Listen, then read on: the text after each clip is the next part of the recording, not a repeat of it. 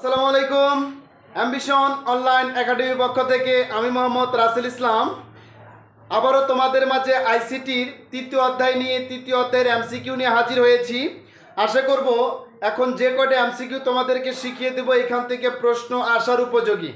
আরও কিছু দিব, সেটা তোমরা যদি ভালো মতো ভিডিওগুলো দেখো তাহলে তোমরা প্রত্যেকটা ভিডিও শেষে কিন্তু আমার এই টপিকগুলো পাবে। যা হোক, কথা না বাড়িয়ে তোমাদের সাথে আজকে এমসিকিউ কিভাবে আমরা সলিউশন করব সেটা দেখিয়ে দেব। এটা বোর্ডের মধ্যে আমি লিখে রাখছি আমার সুবিধার জন্য।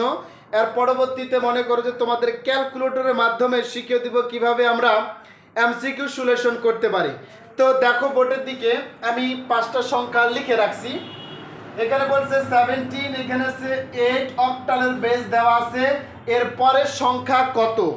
আচ্ছা, পরের সংখ্যা কত ভাই, এটা জানার জন্য তোমাকে আগে কিছু নিয়ম জানতে হবে, বেসিক মাথার মধ্যে থাকা চাই। যদি বেসিক তোমার মধ্যে না থাকে তাহলে তুমি কখনো এমসিকিউ করতে পারবা না। আর দেখে বলবা, আরে ভাই কি আসছে এটা তো জানি না, এটা কী সংখ্যা? পরের সংখ্যার পরে তো 16 হয়, 17 পরে, সেই ছোটোবেলা থেকে আমরা পড়ে আসতেছি। জি না, এরকম কোনো হয় না যে 16 পর 17 পরে 18, 20 এখানে তো অঙ্ক ভুল, এরকম কোনো কিছু না। অক্টালে কিছু আমাদের নির্দিষ্ট নীতিমালা এবং নিয়ম রয়েছে।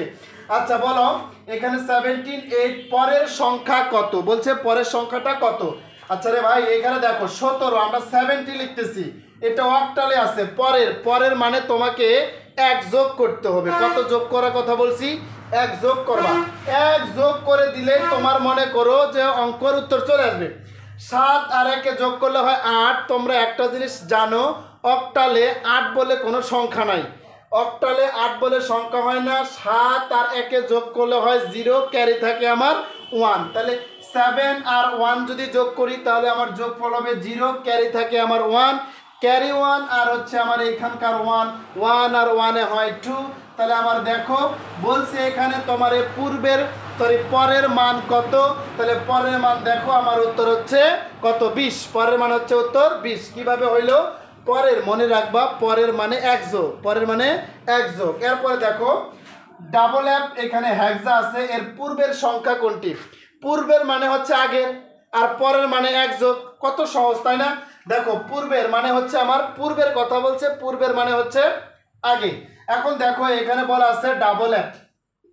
ডাবল অ্যাপ থেকে তুমি এবার 1 বিয়োগ করে দিবা। এর আগেরটাতে যোগ ছিল, এবারটাতে হচ্ছে বিয়োগ।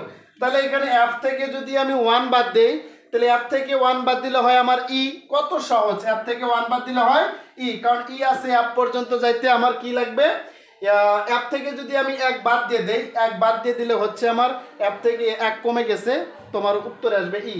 আর এইখানে দেখো আমার এখানে আছে অ্যাপ, তাহলে এখানে তো হাতে ছিল না, যেহেতু হাতে নাই তার মানে অ্যাপ আছে, এখানে অ্যাপই বসবে। উত্তর আমার দেখো অ্যাপই, গ নাম্বার উত্তর। পূর্বের মানে হচ্ছে 1 বিয়োগ করবা, আর পরের মানে হচ্ছে 1 যোগ করবা, এটাই নিয়ম।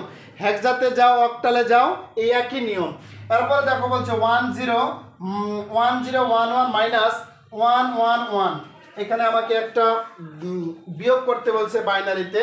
তবে বাইনারি বিয়োগগুলো যদি করি খুবই সহজ। দেখো এখানে আছে 1011, বিয়োগ করতে বলছে 1 তারপরে হচ্ছে 1। একেবারে দেখো ইজি এগুলা।